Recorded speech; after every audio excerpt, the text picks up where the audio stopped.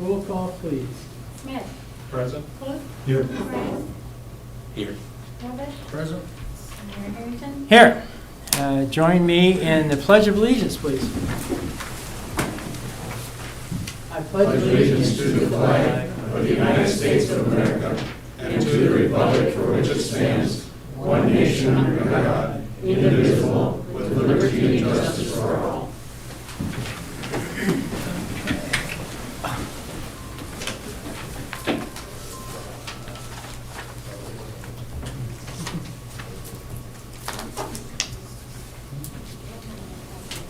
Okay.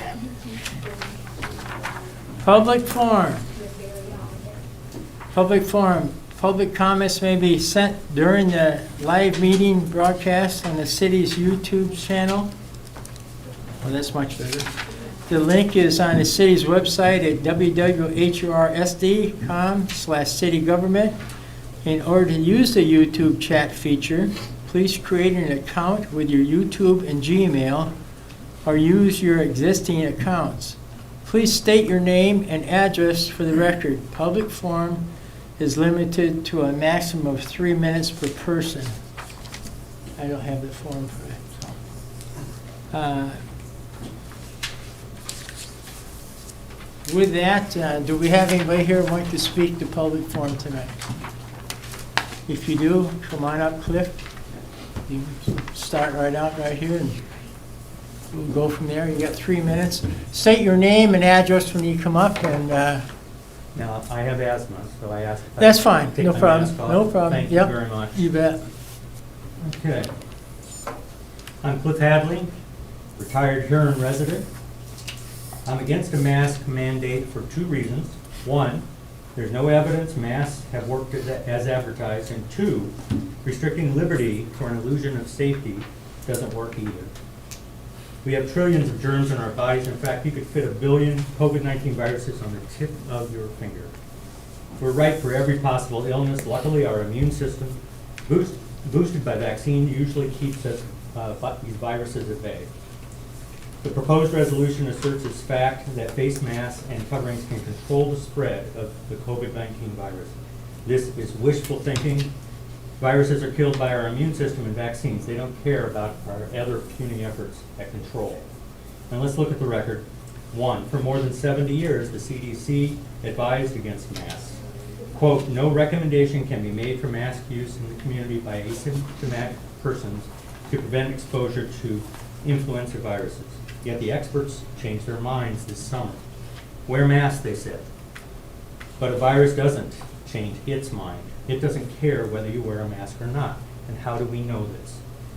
2, the very same CDC did a study on community transmission, spread and transmission of COVID-19. Bottom line, 71% of those who tested positive, quote, reported always using cloth face coverings or other mask types when in public, unquote. In other words, mask wearers got the virus. 3, if mask mandates work, we would have seen proof in Brookings and Minnesota and in Europe. Yet their virus case numbers have gone up just like beetle counts.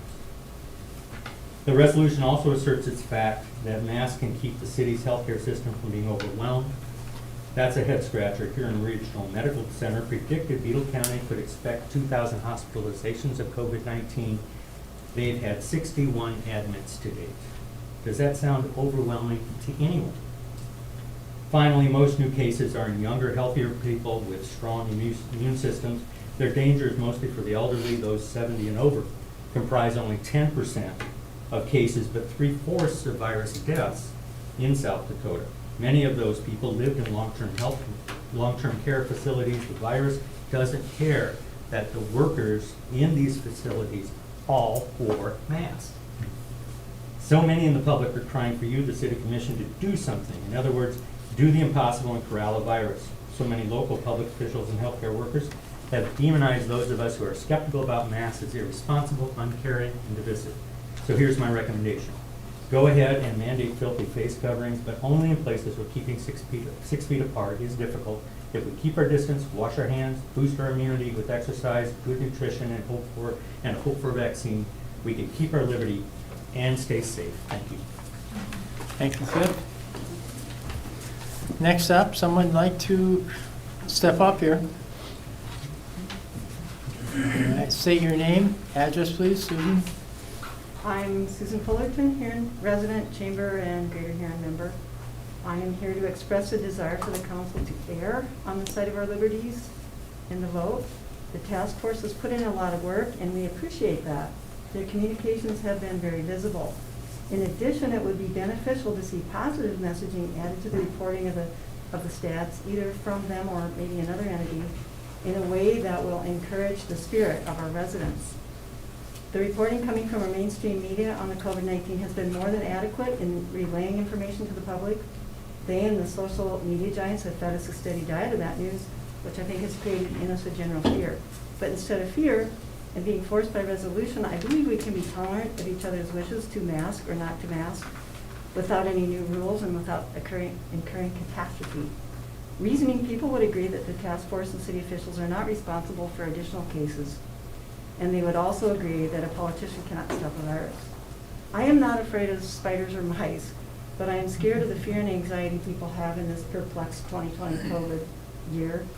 It looks like it could be more dangerous than the virus itself. Some of us who are healthy are not afraid to get the COVID because the 99% recovery rate indicates that the odds are overwhelmingly in our favor. So many people have been making efforts to be careful. However, it is apparent that the way many people wear their mask and the type of mask worn is providing not much barrier to a tiny virus particle. I would hope for other efforts prior to instituting a resolution to encourage our hope and confidence that the good people, not rules, and statistics will ultimately conquer problems. Can that be marketed? If only 3% of the Beetle County population have active cases, why should the 97% of the non-active be afraid of the uncovered faces of those who are not a great risk to them? What percentage of the new cases are coming from people who have been wearing masks at all times and doing precautions faithfully? Fewer than 1% of Beetle Countyans who get the COVID have died, which is sad, but 99% have survived. Isn't this great news and should be talked up? Will this resolution truly get the results we hope for? Is it the very best thing that can be done? What if you pass the resolution and it does not result in reducing the incidences? Will this particular virus attenuate in the near future anyway? If this resolution is voted in, will you give us the goal for its expiration? Life is hard and inherently risky. Do more rules make us content and help us get along better with each other? A fearful, frustrated person wants somebody to do something and quick solutions. Are they always the best ones? Thanks, Susan. Thank you. Next up. Name and address. Chuck Englert, 1165 Iowa Avenue, Southeast Huron, South Dakota. Okay.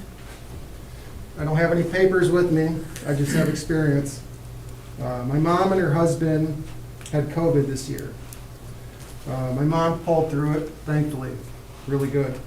Her husband unfortunately died. He was extremely overweight, he had asthma, he had diabetes, he had heart problems. He was 82 years old, he was ripe for getting nailed, unfortunately. As I talked to my mom over the phone during this time while she was sick, she said that she was doing her daily things, staying outdoors, getting sunlight, eating fresh fruit, eating fresh vegetables, and I told her, I said, "You're doing the right thing, Mom. You keep on doing that." She pulled through no problem. I work at the city hall here. I pick up the mail every day. I work out. I eat fresh fruit and vegetables every day.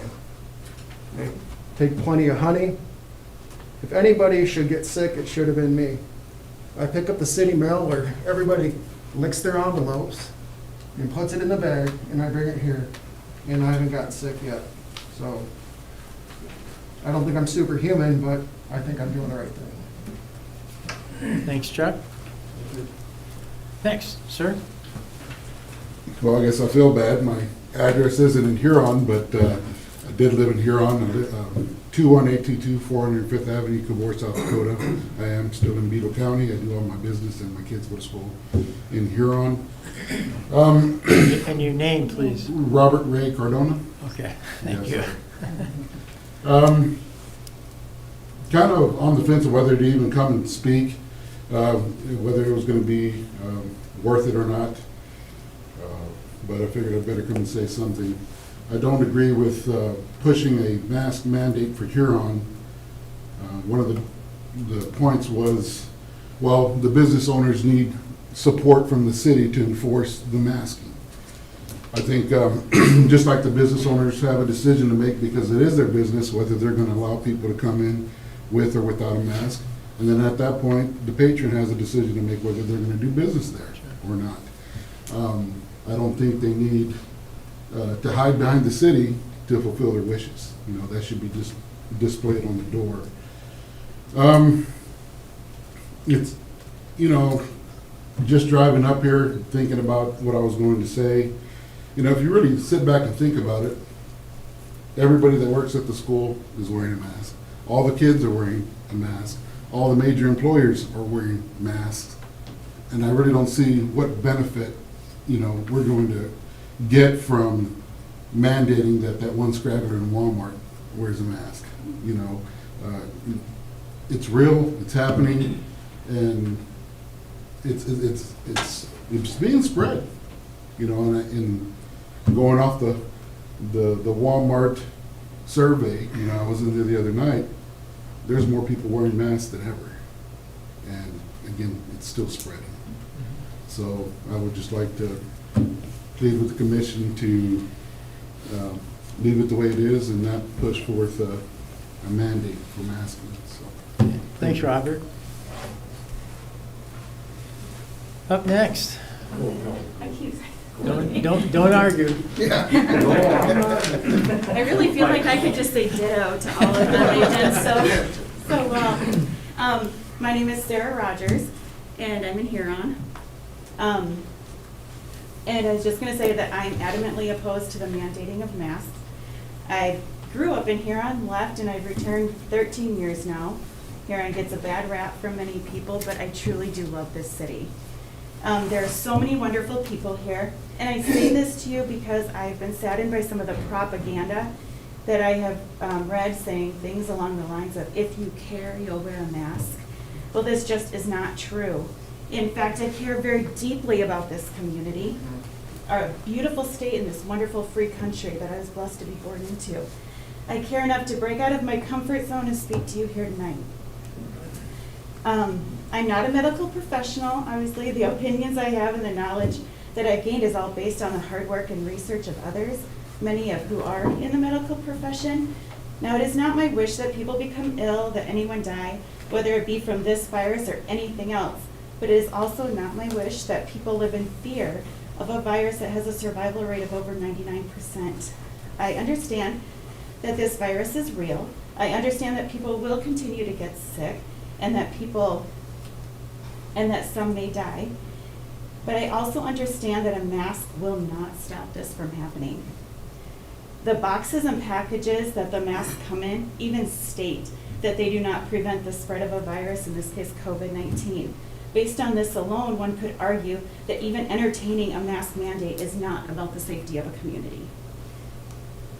Dr. Simone Gold, which is one of America's frontline doctors, wrote that the COVID virus is 200 to 1,000 times smaller than the pore size of a cloth face covering.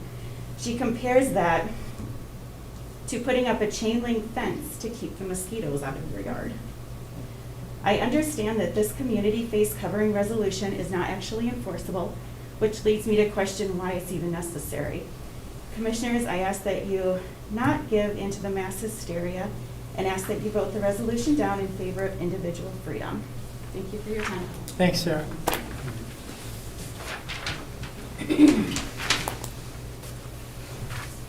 Good evening. My name is Dan Copeland, 215 Colorado Avenue Southwest. I'll speak very quickly.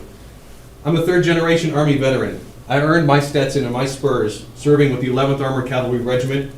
Many of my immediate family have fought in combat in defense of freedom around the globe. We took an oath to support and defend the Constitution of the United States against all enemies, foreign and domestic. I'm here today because I believe the government overreach at numerous levels is threatening our beloved Constitution, and I believe that fight starts locally. The question at hand here is not whether or not an individual should wear a mask. I'll let the philosophers argue about that. The question is whether or not a local government in the United States has the right to mandate the wearing of something which does have different meanings to different people, and I strongly believe it does not. Earlier this year, this commission made the choice to shut down Splash Central Water Park for the summer. The decision had no scientific basis. It deprived our community's youth of safe recreational opportunities with an extremely low risk of viral transmission.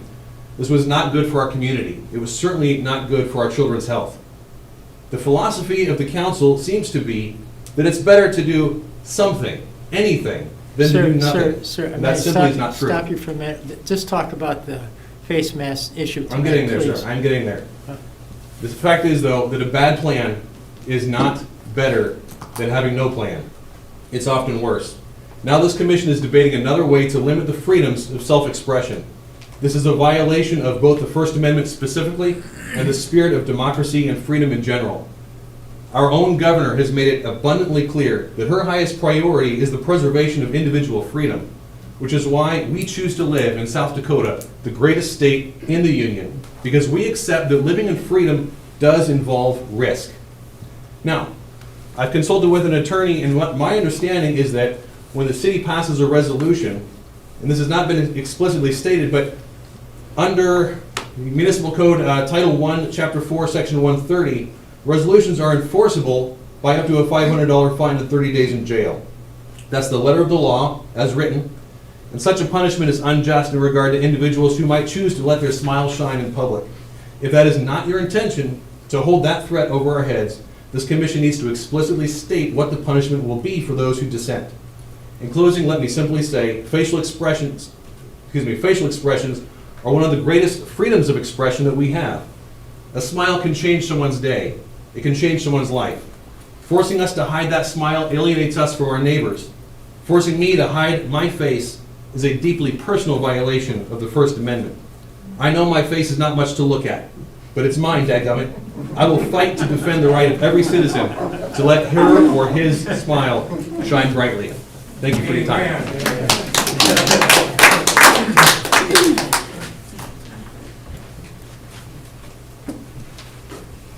My name is Bruce Carter. I live at 2141 Dakota Avenue North.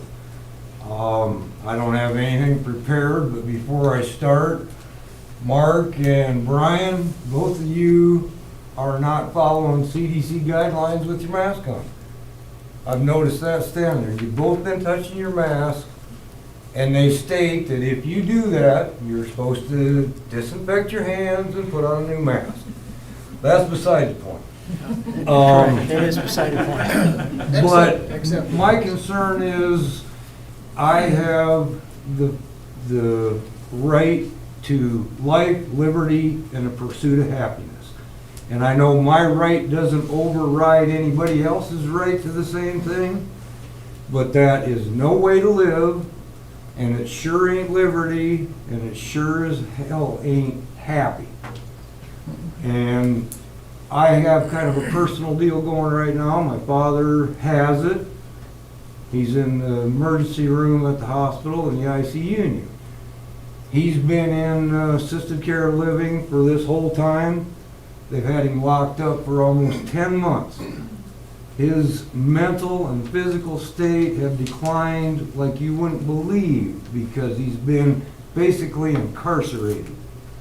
Can't go out, can't have contact with anybody.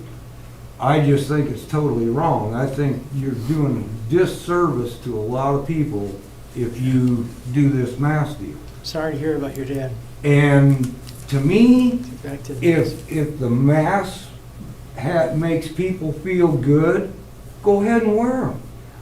But don't make me wear it because that's an infringement on my rights. They've tried it other places. It shows no sign of working. I don't know why we want to go down that same path. And I know it's a feel-good thing, you know, But I've been to Walmart too, and it's sometimes probably 90% of the people there got masks on. So you want to punish the other 10% that don't feel that they should have to wear it. But yet the numbers are still going up, and you got tons of people wearing them. I don't see how this is any good for the city, the country, anything. And, Dan, you're, Bruce, your time's up. Thank you. all right, Appreciate it. thank you. Yes, sir. We got a couple on the YouTube. Okay? Melissa Hood says, amen, thank you, Cliff. Glenda Max has a question. She says, mask mandate question, how does a local mandate apply to corporate stores such as Walmart who do not require masks? And are we going to answer that now, or do we wait till? I will answer it now. Okay. Do you want to answer that? He doesn't want to answer that. He's so helpful. What was the question? It says, mask mandate question, how does a local mandate apply to corporate stores such as Walmart who does not require masks? Well, the resolution would, if passed, would apply to everybody. Whether we want to call it a mandate, that's an entirely different question since we don't have any enforcement provisions in it. It's simply a rule that we would be setting forth to the community, and but it would apply to Walmart, in my opinion. Is that your position, Tucker? Yes, that would be my position as well, Commissioner Cliff, because they're in the city of Huron. Okay. All right. And then Drew Palmquist says, if you are for personal freedoms, vote against the mandate. And Jennifer Littlefield, masks are not limiting your freedoms. It is a public health and safety issue. That's all I have so far. All right, thank you. I'm sorry I didn't tell you that. We're going to be doing that with our YouTube. We'll be having, they can call in and ask questions, and we'll do the best of our ability to answer them. So whenever now and then, I'll get a sign from back there saying there's questions, we'll stop it and we'll go that way. So thank you, Doug. Appreciate that. So helpful. Anybody else that wants to speak tonight? Kathy Paulson, 46 Montana Avenue Southwest. All right, Kathy. I am against wearing a face mask. People are moving to South Dakota because we have freedom here. And we believe in freedom of the people and freedom of choice. Freedom to wear a mask if you feel safer with it on, and freedom to not wear a mask if you feel that is healthier. Why are people who have religiously worn their masks getting the virus? Could it be because the masks don't really protect us from this virus? I'm just asking that you please protect our freedom of choice. Thank you, Kathy. Next. Sorry, can I take off my mask too? I do have asthma. My name is Sherry Englert, 1165 Iowa Avenue Southeast. I'm not going to share with you statistics and things. I think great things have already been shared. I am against the mask mandate. I have 3 friends in quarantine right now because a family member in their household has COVID. And they were all wearing masks everywhere they went. Their workplace required it. They wore masks to Walmart and everywhere else. And yet their families are in quarantine today. The other thing I wanted to ask is a question. Will the mandate have any room for those of us like me who, I'm already having trouble breathing today, and wearing the mask is making it even worse for me. Is there going to be anything, if this mandate is passed, that would give relief to those of us with asthma, or are we just supposed to sit in our homes and not leave our houses? No, in the resolution, it states those that people that have medical systems that need to be taken care of is provided in our resolution. Okay, thank you. Yeah. And I would just like to reiterate that this is a country that we love, and this is a country of choice and freedom, and I respectfully ask that we honor that. Thank you. Okay, thank you, Kat. Thanks, Sherry. Anybody else?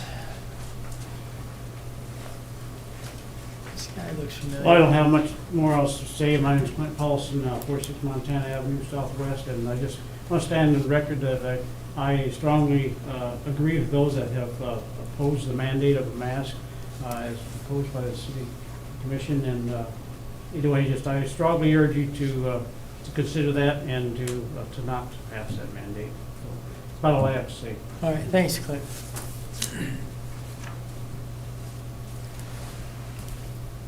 Anyone else?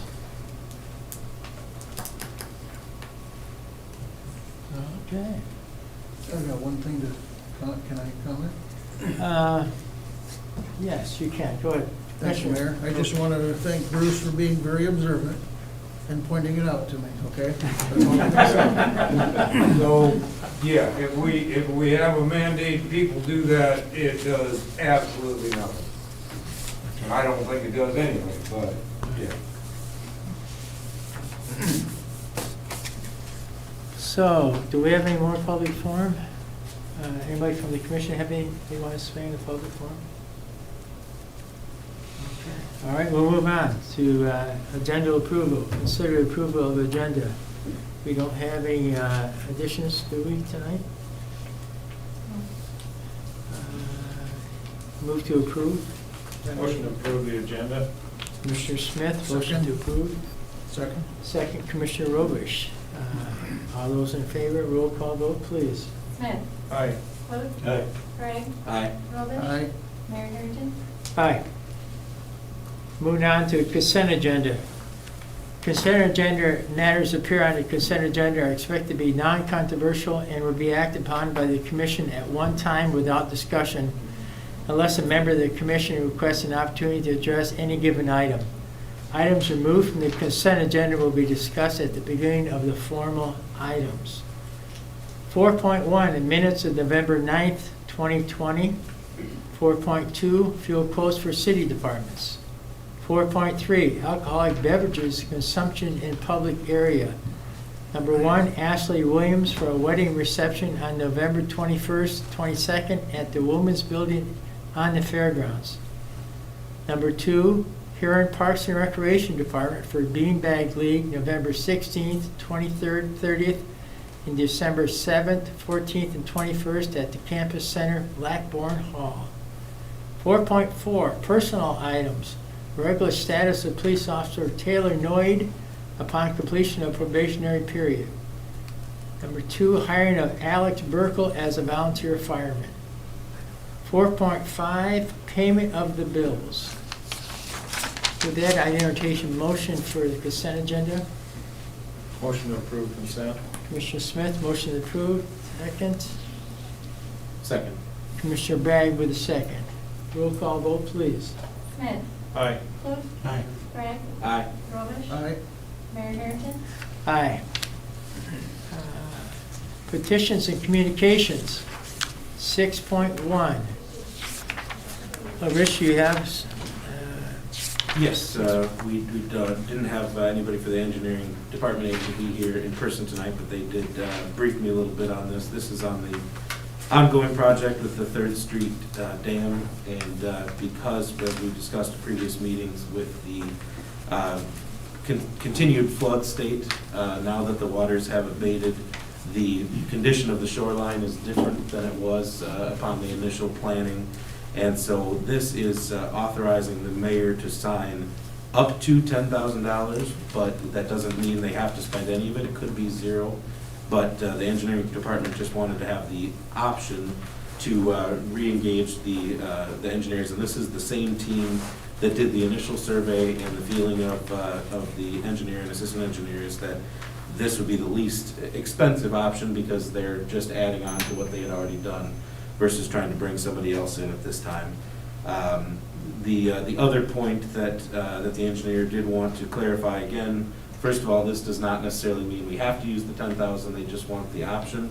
And number 2, he did want to remind the commission and the mayor that the initial project that you guys had approved some time ago, the construction portion of that bid up until now had come in $90,000 lower than the initial bid. So there is still some concern. Of course, this is just the engineering portion. We will then, after the results of the further study, have to look at if more riprap or more rock will be needed. But I asked him point blank, I said, are you comfortable if I go out there tonight and do you believe this $10,000 for engineering plus any additional rock that may be needed, do you believe we will still come in under the initial bid? And he felt very comfortable making that statement. So because the initial bid was fairly conservative and we came in $90,000 below that with the construction that's been done, he still believes that with this $10,000 plus any other additional construction that may have to come to complete the project, that we will still come in under the originally approved budget. That's all I have, Mr. Mayor. We have a motion to approve. I would make that in form of a motion. Okay. Commissioner Begg, motion approved. Need a second? Second. Commissioner Robish. Time for discussion. Anybody got any questions on this topic? Commissioner Smith. I'm in support of this survey, mainly because of conventional flooding in the meantime, and it certainly, I would assume it has had some impact on our bridge is the most important component in this, and the pillars, and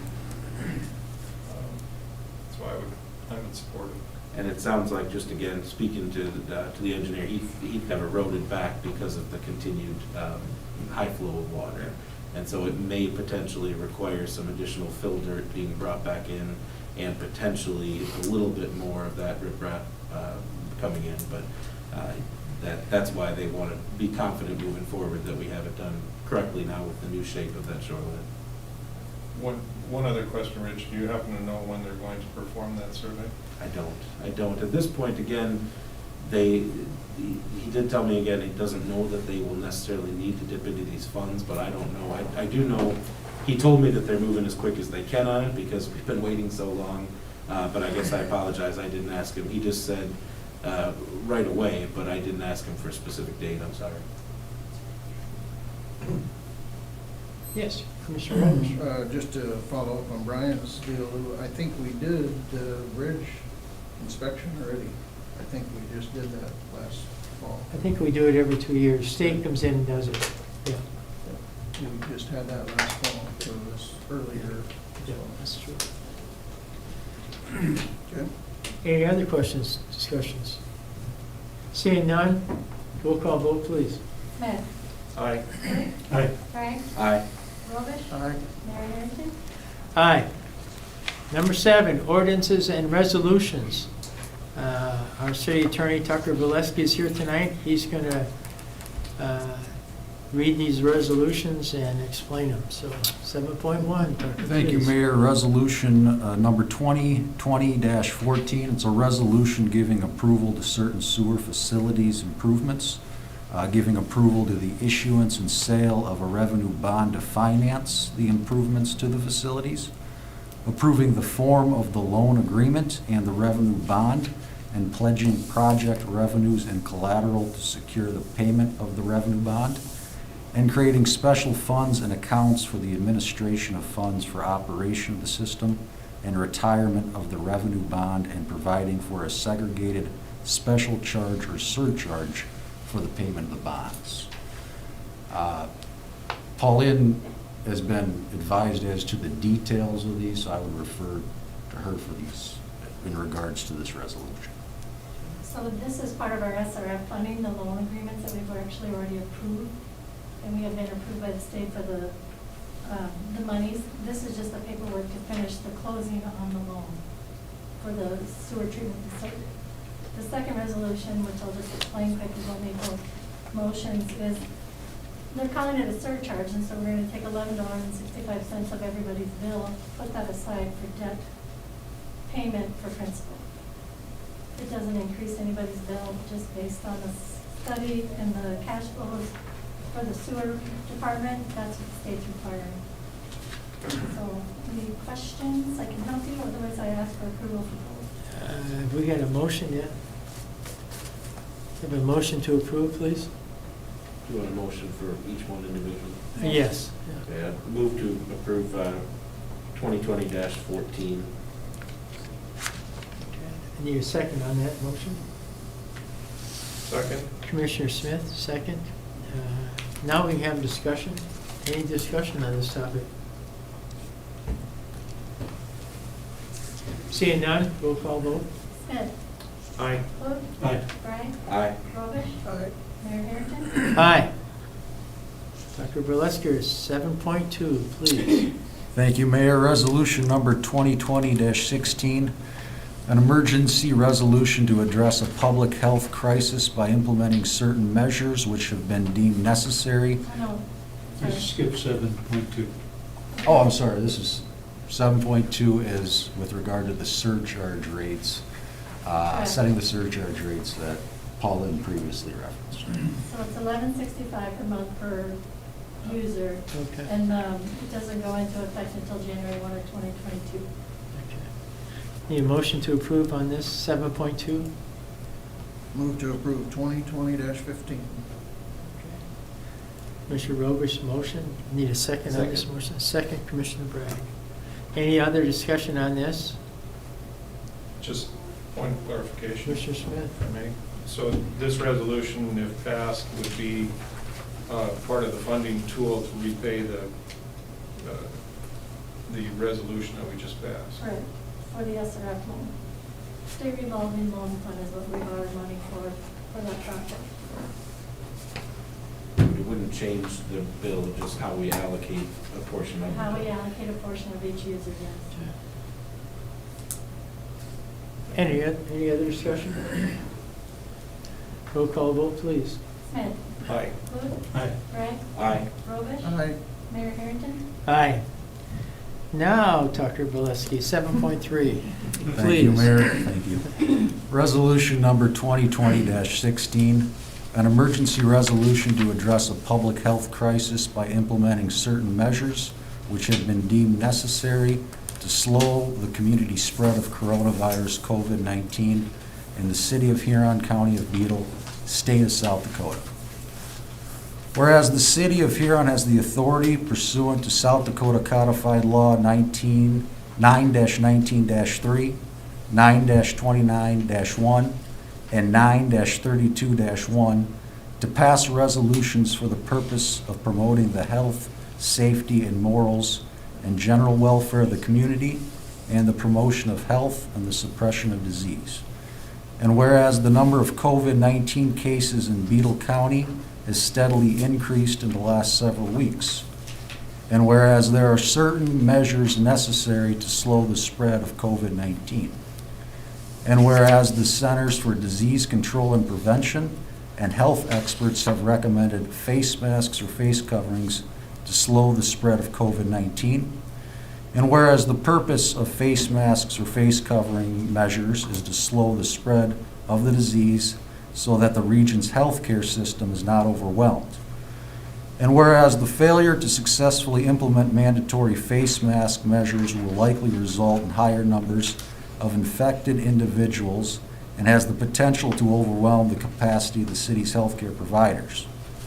And whereas it is important that control measures be taken to reduce or slow down the spread of COVID-19 in order to protect the health and safety of the city's residents, especially for seniors and those with underlying health conditions that make them particularly vulnerable to COVID-19. Now therefore be it resolved by the City of Huron that the following mandatory face mask, face covering requirements be put in place to slow the community spread of COVID-19 within the City of Huron. Masks required, Section 1. Masks which cover a person's nose and mouth are required for all persons entering any city property or attending any city event where social distancing cannot be attained. Section 2, face masks, face coverings required within the City of Huron.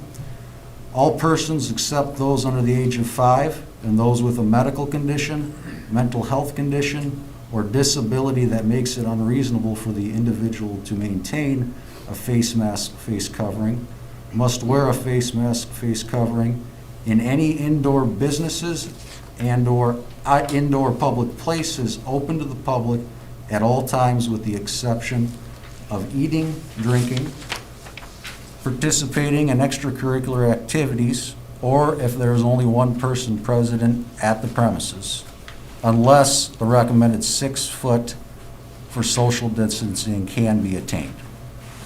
A face covering or face mask must be worn to cover the nose and mouth completely and can include a paper or disposable face mask, a cloth mask, a scarf, a bandana, or a neck gaiter. Section 4, this resolution shall be reviewed upon 30 days from passage to assess its effectiveness and to consider repeal, modification, or extension.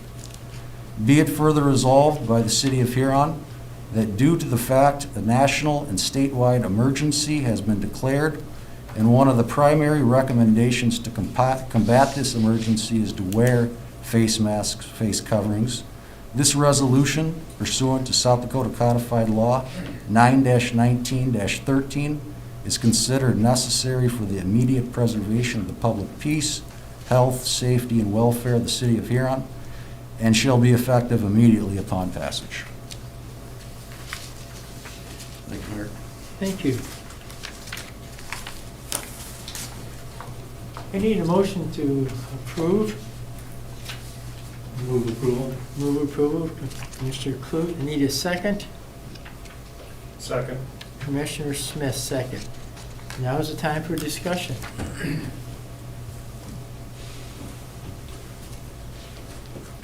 If I may. Yes, Commissioner Smith. I think a couple of things that we have to get out from our side of the desk, if you will.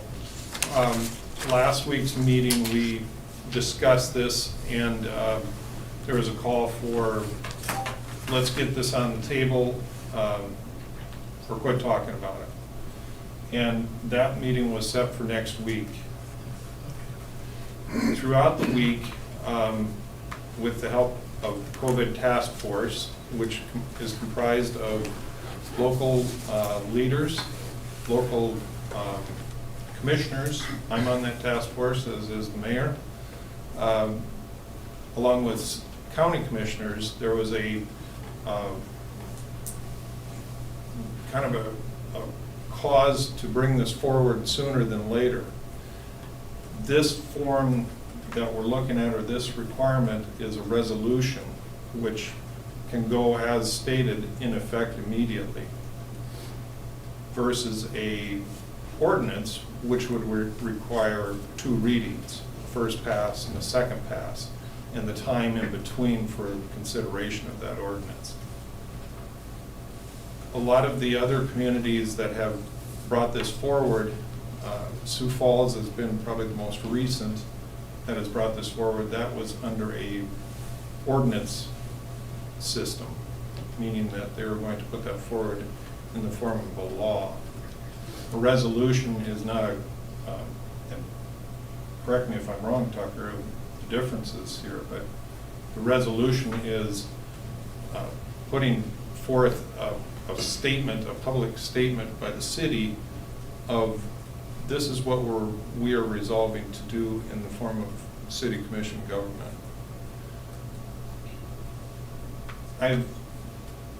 The heat has definitely turned up at my house over the last 48 hours as far as the emails that I'm receiving, phone calls that I've received, as well as I'm sure the other commissioners that are here, hearing both sides of the story. As evidenced by tonight's representation, it's pretty obvious that this body, or the majority of the people that approached us in open forum, are against some form of a mandate, a face mask mandate, which I truly respect that.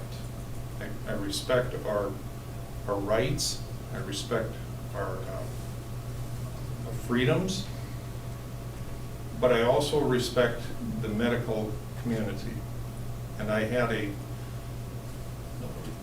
formal discussion with a medical provider this afternoon, and requested their advice on this, because there are so many different viewpoints in the public on a medical basis, medical statistics, medical graphs. It's been supported that Brookings County passed a mask mandate under ordinance,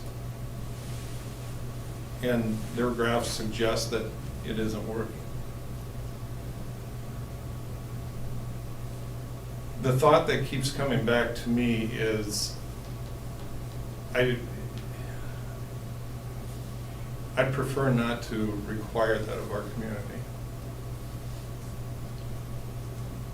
The fact that whether masks work or whether they don't work, if they work in any inkling towards helping control the spread, that is what's resounding in my mind. If we can do something unified to help defend ourselves as a community, that pulls on the other side of my decision of how to go about this.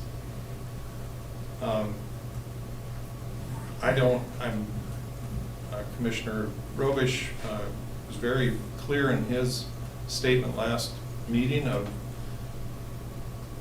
never, I believe was the word said, of putting a mandate in place with penalty. This resolution would do just that. It puts it out to the public community that it's a resolution in place presenting a stance from the city commission on this is the direction that we'd like to see the citizens go. Now that creates a challenge on our side of how are you going to enforce it? Should it have to be enforced?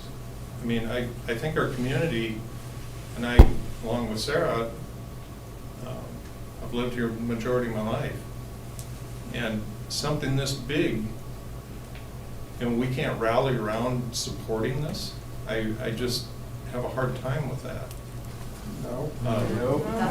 Absolutely not. It doesn't work. Easy, well, we're not gonna have any of that, we'll clear the room. We're discussing it up here, if we need to clear the room, we'll clear the room. So please don't do that. It's disrespectful to the Commissioner Smith speaking at this time. Go ahead, Brian. Even though the room is filled with people that are against this, I've had overwhelming support of being for it, whether it be from the medical community, friends, family, citizens of the community. It's a very difficult decision, believe me, because there is not unification on one side or the other. There's two different problems with this, or two different situations with this problem. One is the freedom and the rights that we're all entitled to under our Constitution. But there's also, excuse me, if it's put into place, how do you enforce it? You know, to what level do you enforce it? The other part that has been brought to me is leave it to businesses. And as I've stated in previous commission meetings, this isn't all just about the businesses.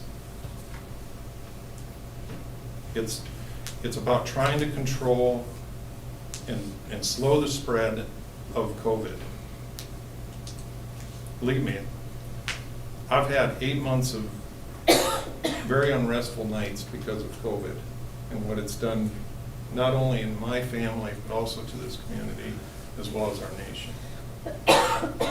It's an outcry, it's a plea from the city commission to our community, not just the businesses, to our community, to continue to be socially responsible, to be adhering to the COVID CDC guidelines. What was alarming, it's been alarming to me all along, but what caught me off guard today was the headlines on our Daily Plainsman. That was 82 positive cases this weekend, 3 deaths. I'm not trying to scare anybody, but that's the facts and that's the reality. And so when we're put into this position, we have to try to make some decisions to rally around and protect on that. And even to this point, I'm uncertain of which direction this should go. Because we're caught in the middle, folks, we really are. And I'm not asking for acceptance from this group. It's based on the last outburst, that's probably not gonna happen. But I'm just trying to put it what we're trying to deal with. And I'm not looking for sympathy, but those are the decisions that we're trying to face for the betterment of our community. That's all I have, thank you. Thank you, Commissioner Smith. Anyone else wants to discuss this? Commissioner Clute, yes. Thank you, Mayor. I wrote my little statement out since I've given this a lot of thought over the weekend. During the last few weeks, the Commission has noted with alarm the steady rise of coronavirus cases in our town. We've had extensive discussions about our response to this crisis, specifically whether to require people to wear masks. We originally had planned to vote on a mask mandate ordinance next Monday, which if passed would have imposed potential fines on violators of the ordinance. But last week, as Brian noted, the COVID-19 task force decided that an ordinance calling for fines would be a bridge too far, and therefore they proposed tonight's resolution, which does not contain a fine provision. Based on my discussions in the past few weeks with my fellow commissioners, I now believe this resolution is the best we can do at the present time. I can count. There simply are not enough votes to pass an ordinance which could impose fines for violating the ordinance. Many will say that this resolution is therefore just a toothless tiger, which won't accomplish its purposes. Possibly. But I choose to view it as a clarion call to the community for action, which many of our citizens will heed if it's adopted. The resolution sets forth stringent rules for the wearing of masks indoors in public. Most people follow society's rules, regardless of whether there are penalties for not doing so. Many people have let the Commission know their views on this issue. I, like Brian, have received a lot of support for this. Again, the numbers in this room are not in support, but I was made privy to the survey of the Commission. The Chamber members, a survey of the Chamber, excuse me. The Chamber members were asked, would you be in favor of a mask mandate? 354 people or businesses responded to that. 2/3 of those said yes, they would be in favor of it. 1/3 said no. So there is substantial support in the community for some kind of mask requirement.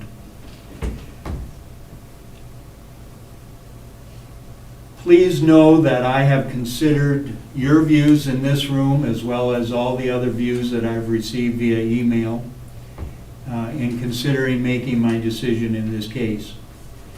A number of people have expressed to me the view that masks don't work. We heard that again tonight. I've been following this issue since the pandemic started. As a member of the Commission, it's been something of keen interest to me. I've read a lot about it. I've listened to the experts on television. Clearly, in my opinion, the most reputable experts on this subject reject the conclusion that they don't work. The most reputable experts agree that the wearing of masks can help slow the spread of the virus. I'm going to go with those experts. I'm going to follow the science. I believe it does work. But it takes people to wear them for it to work. It's not a cure. It's not 100% effective, but they do help spread curb the spread of the virus. A lot of people have expressed the view that they will lose business if this resolution is enacted. I believe, however, that it could actually increase business because the patrons will feel safer when they go into that business. And it could quite possibly prevent the closing of those businesses in the future if this pandemic continues to worsen. Some folks believe the resolution would infringe on their freedom and it's unconstitutional. Again, we heard some of those people tonight. Others have emailed me that sentiment. We are in a public health emergency. This is only a temporary remedy. In my opinion, it is a small inconvenience and it is not an infringement of your rights. It's akin to speed limits and seatbelt requirements. We're in the middle of a nationwide pandemic, and our state, unfortunately, at this moment, is at the epicenter of that pandemic. We cannot just lift up our hands and say there's nothing we could do about it. We cannot just give up. The next few months will be very challenging. The flu season is upon us, on top of this coronavirus pandemic. And the cold temperatures will drive people indoors.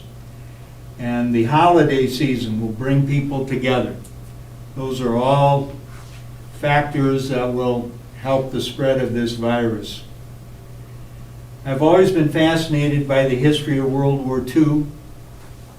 Not only did millions of men and women fight in Europe and the South Pacific for several long years, but the entire country at home during that time was mobilized to defeat the Nazis and the Japanese. The country was united on a simple issue, the necessity for victory.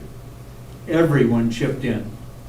There were endless scrap metal drives and paper drives. There were victory gardens and food and gas rationing. And together, the country won. This is our moment. We can also win. We can help contain the virus if we wear masks, if we keep a safe social distance from others, if we wash our hands and avoid group gatherings. Please do those things for yourself. Do them for your family, for your coworkers. Do it for those healthcare workers who desperately need some help. For those reasons, I am voting in favor of the resolution. Thank you, Commissioner Clute. Any other further discussion? Commissioner Robertson. Thank you, Mayor. As some of you in the room have known me a long time, I don't write things down. I kind of shoot from the hip, so I'm going to do that again tonight. But this resolution, the difference between a resolution and an ordinance is a plea and a law, or a plea and a law, I guess, is what I'm gonna use. This resolution is asking, it's not saying that this is going to slow or stop the spread of coronavirus. It's just, it's going to, we hope that it's going to help slow it, or we hope that it's going to knock our numbers down. There's no scientific answer that says that it's going to. Okay. With this resolution, all we're talking about is masks. We're not talking about washing their hands. We're not talking about social distancing. We're talking about wearing masks if those things can't be, social distance can't be done. And like Commissioner Smith stated last week once about if we pass the masks and it doesn't work, what are we going to do past the one? We got to wash our hands, or we have to stay social distance, or the social distancing, I think, is probably the easiest for all of us, maybe. For me, it's the easiest because where I stated last week, if I die from the coronavirus, so be it. If I die from a heart attack, so be it. Whatever it is. I'm not saying just because I don't mind how I'm going to pass on, it's not that I'm gonna be careless about it. I'm not gonna play out in the street if there's cars coming, okay, I don't wanna get hit by a car, whatever. But, this is not a law, this is, to me, this is a plea going out there to say, you know what, do what you can. I don't wear the mask because I think I'm not gonna give the coronavirus to Ray. That's not why I'm wearing it. That Ray's not gonna give it to me. I'm wearing a mask so I don't give it to Ray. I don't know if that's gonna work or not. But I don't wanna be responsible for giving it to you. That's why I'm wearing a mask. I don't wanna give Arnie any more complications than he needs. That's why I'm wearing a mask, not because Arnie was gonna give it to me, okay? So I'm not scared of that. But what I'm saying is, if there's one thing that we can do, if it would help, I'm not telling you, you have to wear a mask if you go outside. I'm asking you, please do what you can do. And if it's wearing a mask, wear a mask. If you don't think that helps, I guess I'm not gonna think any different of you, Bruce. I don't care. I know Bruce Carter, and I know what Bruce Carter's about. So it doesn't matter if you have a mask on or not. If you have a mask on, that's great. If you don't have a mask on, I'm not gonna say, Bruce, turn around and go outside. That's not what I'm gonna say. I'm asking you to do what you can do. If that's social distance, if that's wash your hands, if that's wear a mask, or whatever. So I guess it's more of a plea. To me, it's more of a plea. Please do what you can do to help others. It's not, and yes, I did say last week, I would never I would never vote for a mandate. I don't have a problem putting a law into place that I know can work, that has an effect. For me to tell you, you have to wear a mask to slow this deal, that's where I have a problem, because I don't know. And you know what? I don't think anybody here in the room, because I don't see any medical people here. And I know quite a few of them. I know one of them real good. And they wear masks all day long. The percentage of their people that have COVID, they should be not the first ones. They should be right in line to get it from their patients. But they don't. They mask up, they garb up, they put all kinds of stuff on. We're not asking you to put a mask, a shield, a jumpsuit, and gloves. Nobody's asking you to do that. But their percentage of people are very lower than the general population, I think, that have COVID, and they come in contact with it every day, somewhere. So, to me, this resolution, I would not vote for a mandate, but for a resolution, this is telling me, I'm asking you, please do what you can do to help others. And if it's to wear a mask, wear a mask. If it's, I guess, as far as an ordinance, no, I would not vote for an ordinance or a mandate mask. For a resolution, I'm asking you, please do what you can do to help others. And I probably should write it down, so because there's probably things that I'm going to think about tonight that I should have said. But we don't have all night, so there you go. Thank you, Mr. Rovers. Mr. Bragg. Thank you, Mr. Mayor. As all of us have said, this is an extremely difficult situation. It's not an easy decision. And I've spoken to several of you in the room over the phone and via email, and I appreciate the feedback. I think for me, as I've spent the time since we knew that this was coming, evaluating this decision, for me, the biggest thing I've thought about is this idea of 100%, and I think Commissioner Clute alluded to that.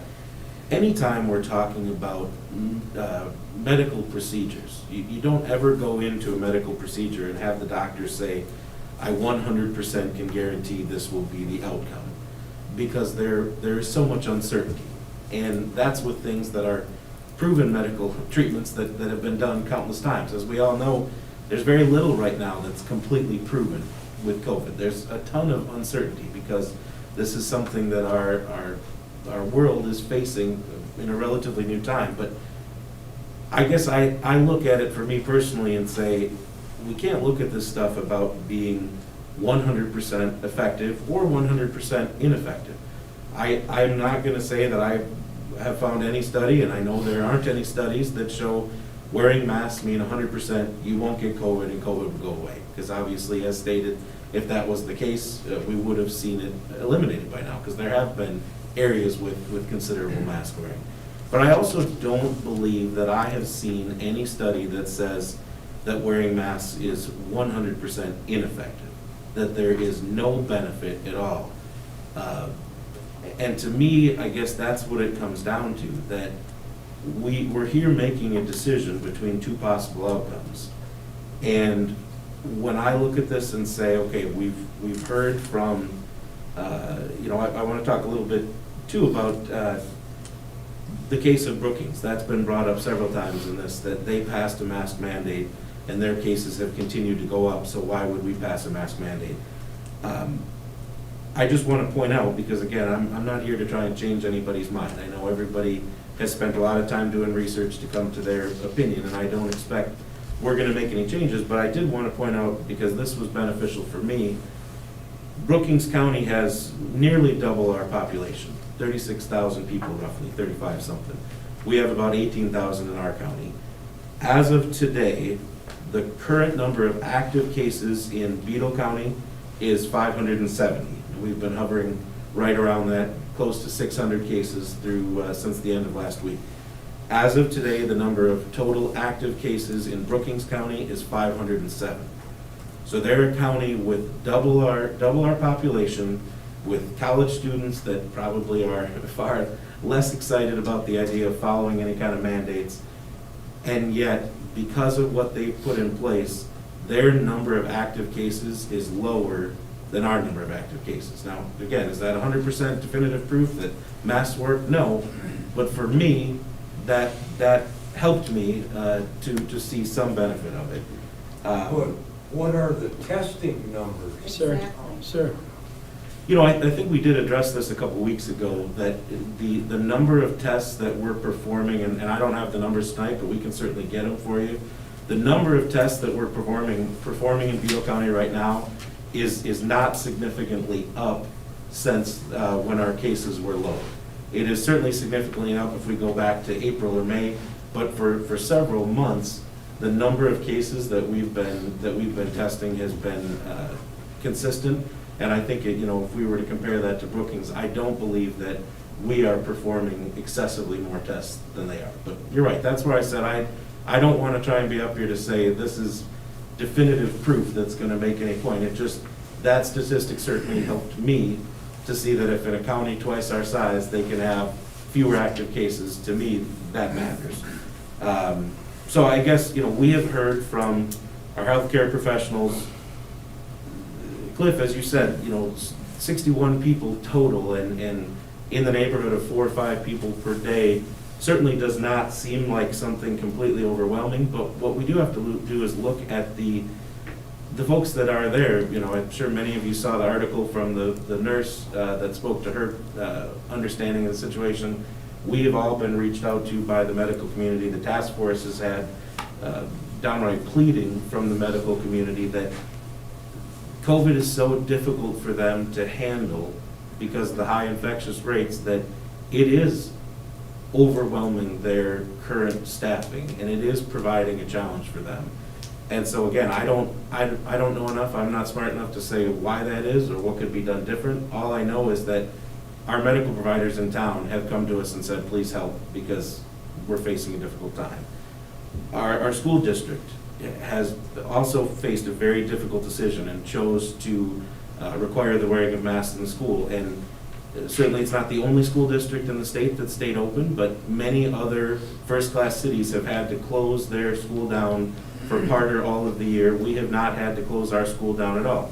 Again, I'm not trying to say that 100% means it's because of the masks and that's the only factor, but you may have seen the videos out there on Facebook by some of the students who are saying, please wear a mask, we want to still have our extracurriculars, we want to stay in school. My son asked me to say this, so I'll say it for him. You know, he said, Dad, go up there and tell him, I'm in 6th grade, I'm wearing a mask every day, if I can do it, it's not that big of a deal, everybody can do it. So Charlie, there, I said what you wanted me to say.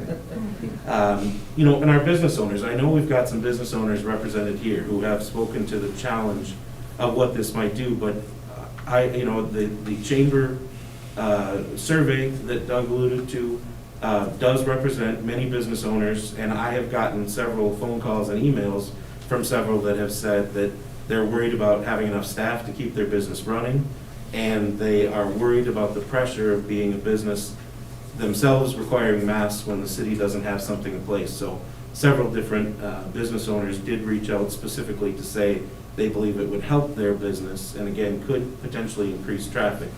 So again, I don't expect that we're going to come to any kind of a consensus because this is such a hot topic issue, and it's not something that I'm saying I have 100% devotion to this and that I want to stand up here and argue with you, because I don't know how I feel about it. But what I do know is that when I look back on this, when we do finally figure it out, if that's in 2 months or 2 years or 20 years, if they say, you know what, masks were totally useless, it did virtually nothing, I'm going to say to myself, okay, I voted for something that asked people to wear a piece of cloth on their face for 30 days.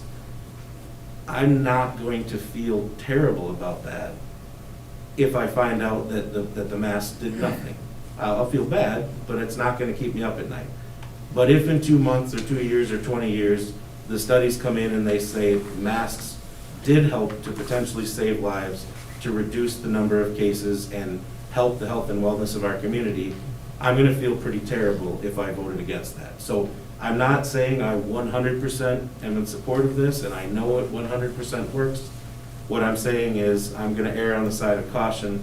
If there's a chance that masks have a benefit, I don't think it's asking too much for 30 days to put this in place. And I don't expect we're going to see coronavirus go away. I don't even necessarily expect we're going to see cases go down. But even if we could just slow the current rate that they're rising, that would be enough of a benefit to be worth this resolution, in my opinion. Thank you, Mr. Bragg. Nathan, do we have anything online back there? Any calls or questions? No. Okay. I have one more thing. Sure, Mr. Robish. Thank you. And I want to address Mr. Copeland here.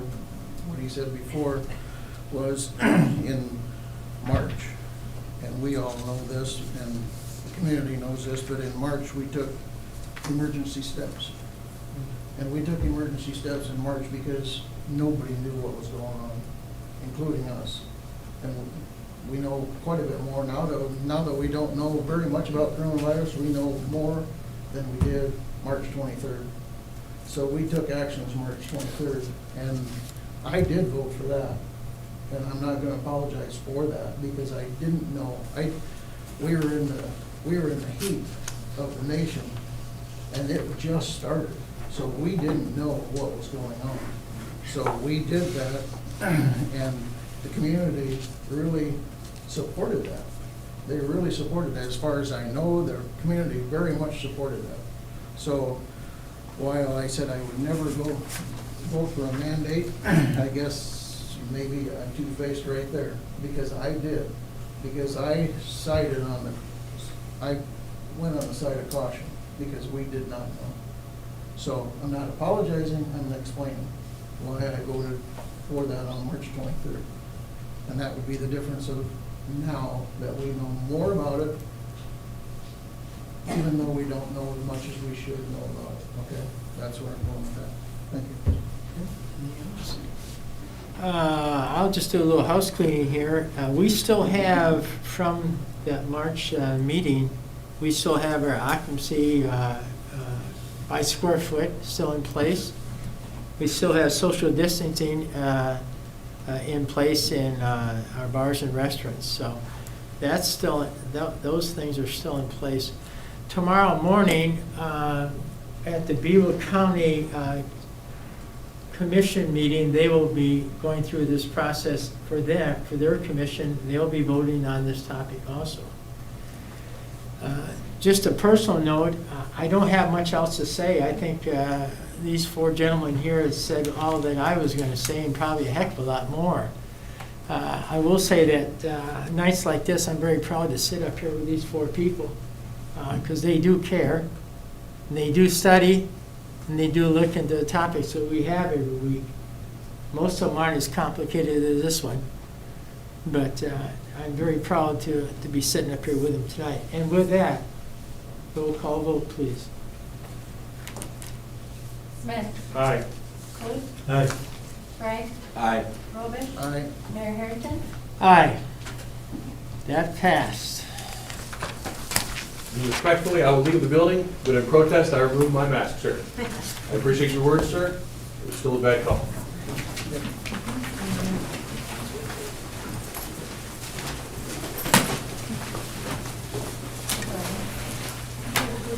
Thank you. Thank you for giving us an opportunity to speak. Thank you. Appreciate you coming in.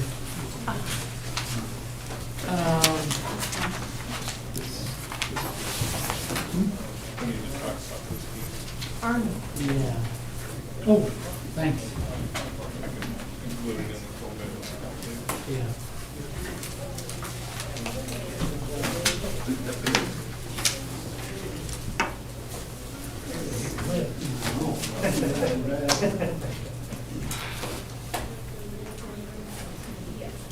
So we've got one last thing on our agenda. Can I go back to public forum? Yes. Can I go back to it? I have a deal. Okay. I do have something that I misplaced with all the other topics going on tonight for public forum. And I want to read it to you. I'm pretty proud of this too, by the way. This is a letter I received from Brad Magnus, Magnus Livestock Market. He contacted me, wanted me to know what he could do to give a great job to our police department. I told him that he could come in and speak to us on Monday night. He said he probably wouldn't have time to do that. So I asked him to send us a letter so that I could read it to him. This is what it is. Please inform the commissioners of the actions taken by our police officers on duty the night and morning of Wednesday this week, which would have been last week, by the way. A pen of our calves broke through the fence and ran into the town as far as the fairgrounds. The city and police department can be proud of the help provided in getting the animals captured and back on property without accident or peril to the public.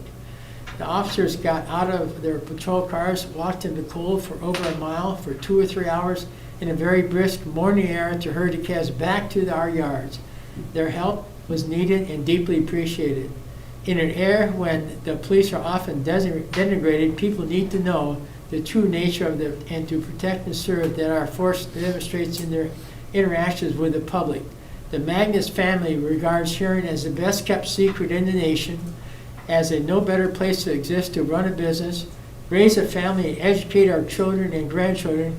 We are kept safe by the dedication and tenderness of the officers that have chosen to live here with us and watch our community for us.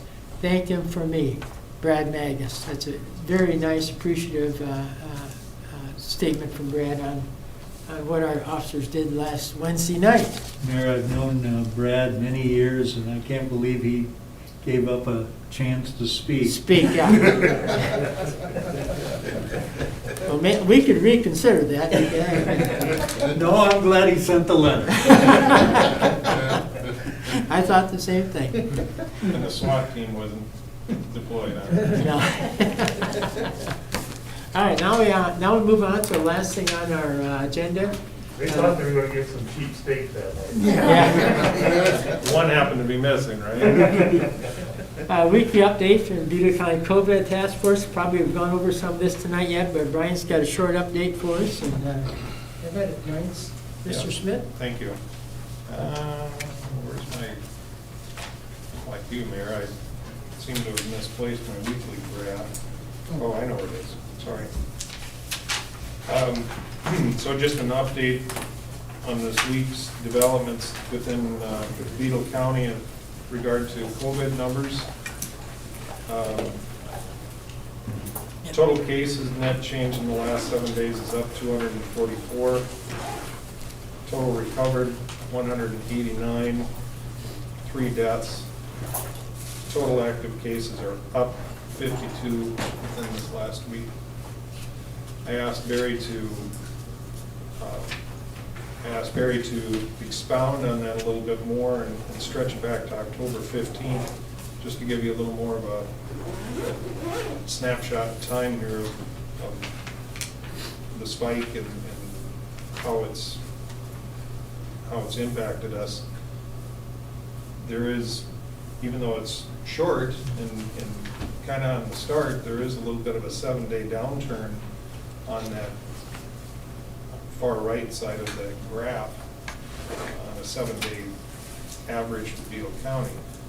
I'm encouraged and hopeful that that's a positive sign. Our COVID task force, as I mentioned, met last Tuesday. There was a large amount of discussion in relation to what brought us here tonight.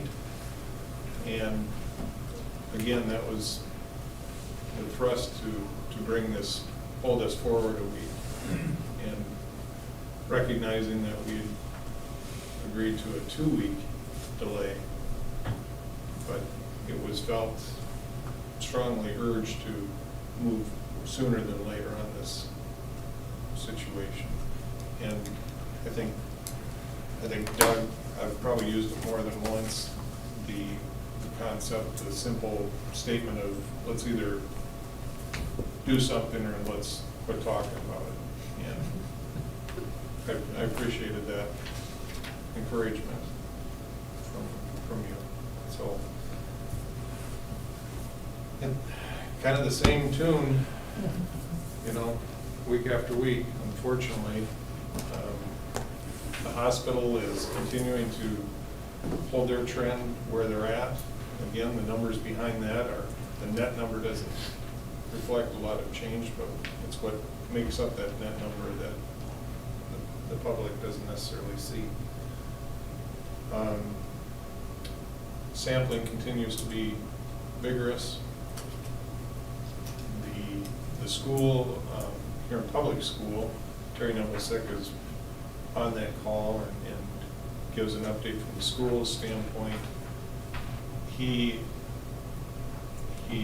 continues to say, you know, by practicing the CDC guidelines, social distancing, mask wearing, etc., with the students in school, his objective is to keep kids in school, feeling that it's a better environment, a safer environment than if they were to go totally to distance learning and they would be out on the street, so to speak, and not contained in one area.